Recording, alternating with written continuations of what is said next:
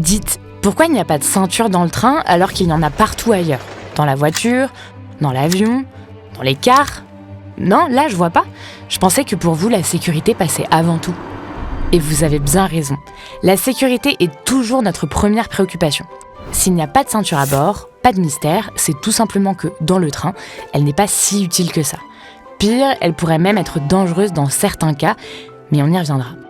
D'abord, pourquoi la ceinture est indispensable en voiture ou en car, mais pas en train ? Eh bien parce que le risque de collision n'est pas du tout le même quand on circule sur une voie dédiée. On dit que le train est un transport guidé.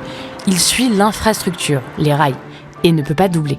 Le trafic est contrôlé, encadré, et ça change tout. Les accidents sont très rares, beaucoup moins violents, et les chocs ne se font presque jamais frontalement. Et même dans ce cas, la conception du train lui permet de bien mieux absorber l'impact. Le freinage progressif, les sièges qui se déforment en cas de choc, tout est étudié pour éviter les projections et les blessures.